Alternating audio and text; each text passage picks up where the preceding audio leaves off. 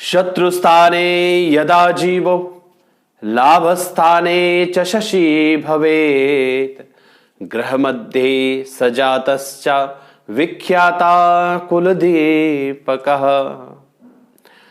दोस्तों, आज के इस योग में कुल श्रेष्ठ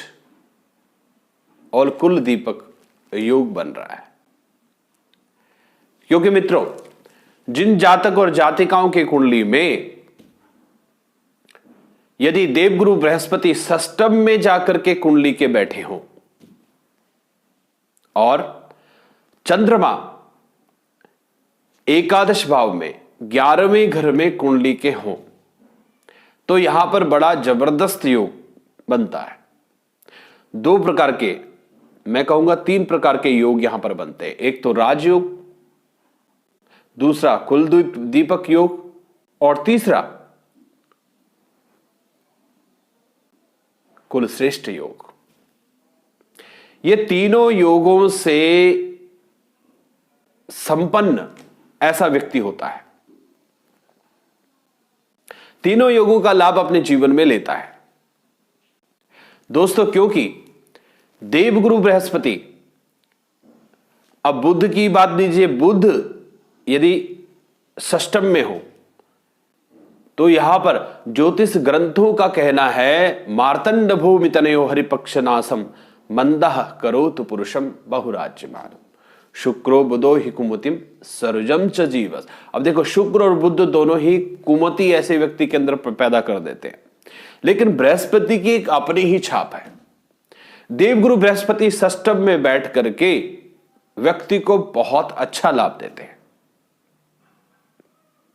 वो किस प्रकार से कि शत्रु भाव में बैठ करके देवगुरु बृहस्पति व्यक्ति के अंदर ऐसा अतुलनीय बल देते हैं और ऐसा बल देते हैं जिस बल के सामने बाकी के बल शक्तिहीन हो जाते हैं। क्योंकि जिन व्यक्तियों के षष्टम में देवगुरु बृहस्पति बैठा होता है, उनके अंदर एक बहुत ही अच्छी,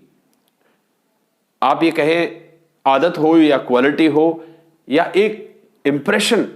इस प्रकार का होता है कि शत्रु भाव से आने वाला कोई भी शत्रु यदि जीवन में प्रवेश कर गया और वो शत्रुता से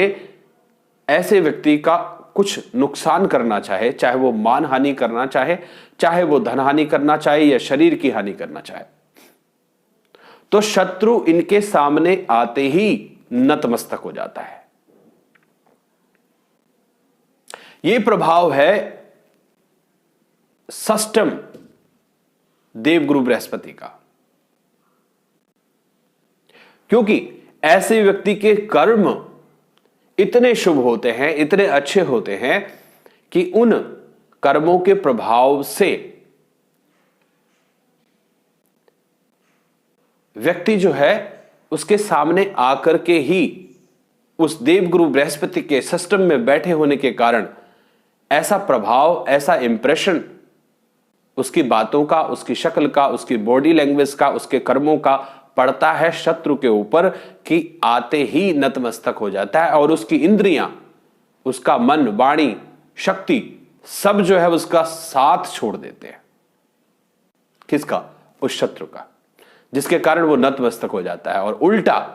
सम्मान दे करके वापस जाता है। इसलिए षष्टम बृहस्पति का ये प्रभाव है और व्यक्ति की शक्ति को, ऐसी शक्ति को बढ़ाता है जिस शक्ति के सामने बाकी की शक्तियां सब नतमस्तक हो जाती हैं।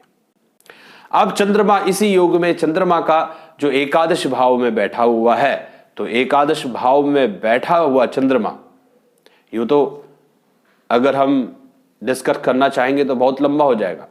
लेकिन यूं समझ लीजिए कि एकादश भाव में बैठा चंद्रमा जो है वो समस्त प्रकार के जो भी जीवन से एक्सपेक्टेशंस हो, वो सभी प्रकार का, चाहे वो धन हो, इज्जत हो, मान हो, पद हो, प्रतिष्ठा हो, या जो कुछ भी है, और ऐसा राजा बना देता है कि ऐसा व्यक्ति बना देता शक्तिशाली कि लोग ऐसे व्यक्तियों के ऊपर या पीछे से, मेरे कहने का मतलब है सर के ऊपर छाता लेकर के चलते हैं, इतना सम्मान।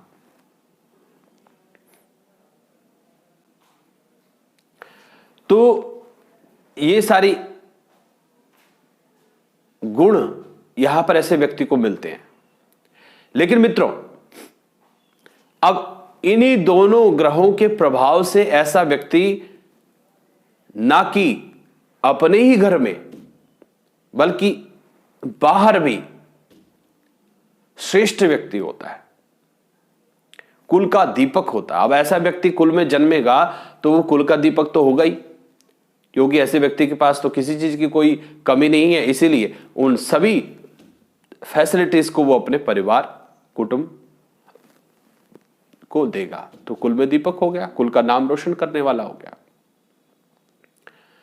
इसलिए मित्रों, यहां पर इन दोनों ग्रहों के प्रभाव से कुल श्रेष्ठ,